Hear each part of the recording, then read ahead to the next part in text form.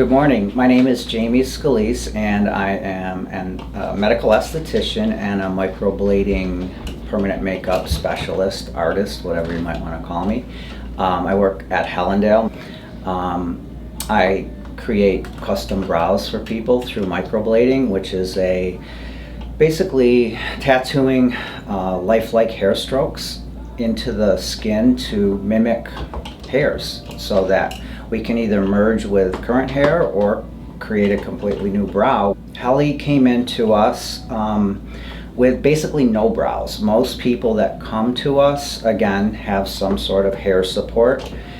She didn't. Now, through no disease, no cancer, nothing like that, she just genetically Scandinavian, over-tweezed perhaps. I'm not even sure the exact story, but bottom line is she had no hair. So, as you can imagine, creating an eyebrow with no markers, no hair, is a little bit of an ordeal. It's quite interesting. So what we're going to actually do is Helle has gone through her initial procedure. Okay, we do it in 2 steps. We do the initial and then the touch-up 6 weeks later. This is the 6-week mark. She's coming in. We're going to do her touch-up. So she will have some pre-existing hair strokes that I've put in there. What happens in the healing process, though, is that strokes are not all created equal. I wish I could say I put them in all the same, but it's not true. Nobody does. The point is to enhance what she already has. So she was thrilled with her first go around, and again, I haven't seen her since, so I don't know what she's coming back with. When people do have hair and they come back, I usually get an 80 to 90% stroke retention, and I don't typically have a lot to do. With no hair, I'm not sure what she's going to look like, but we'll take care of it, and that's the whole point of the touch-up. So what we're going to do is I put the first round of numbing on Helle's eyebrow. We're going to put the second round on. This is a cream. The first stuff is more of more like a serum, and it gets into the skin really quickly, and then this is a cream and it'll go on top, and then we will just coat her really well, and she's going to numb for about 20 minutes before we actually get started with the procedure. We've already kind of consulted with her previous to this, and she's told me one of the things in the 6 weeks that you have between your original and your touch-up is that you get to live with your eyebrows and figure out, are they the right size, shape, blah, blah, blah. So the touch-up can be any number of things. Number one, we need to reaffirm the strokes that we've already made to make them darker and fuller and thicker and just last longer. But some people have opinions that they formed. I always go conservative the first time because it's usually a shock coming from less to more.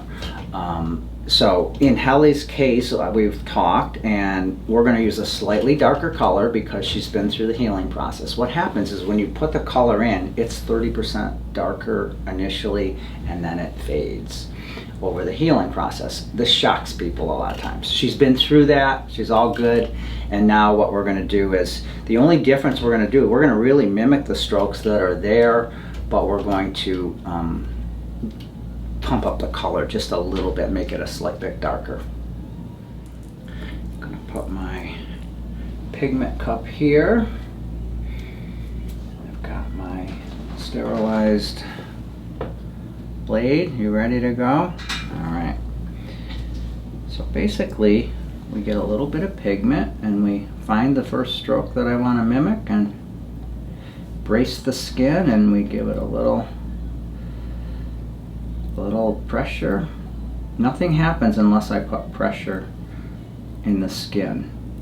The old method was actually with a tattoo machine, and that's like a needle going up and down. This is all hand control. It's really an artistic endeavor. So what we're doing is just mimicking the strokes that I've already put in, some of which are faded a little bit, some of which are pretty strong, but we're going to hit them all and give them the look and feel of real hair. You can see just a tiny bit of bleeding. Some people bleed more than others. I mean, we are making a small incision into the skin. There's no hiding that. No, that's just the way it is. So you will get some bleeding.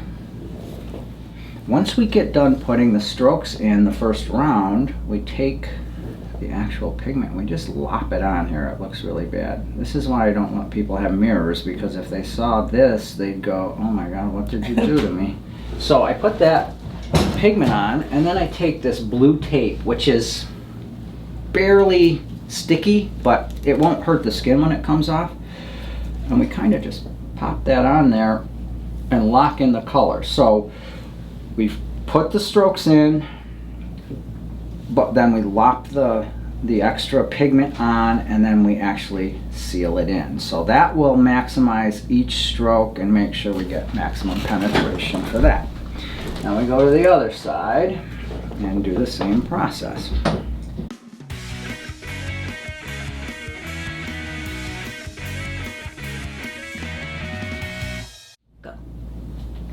So I'm gonna wipe off the excess stuff.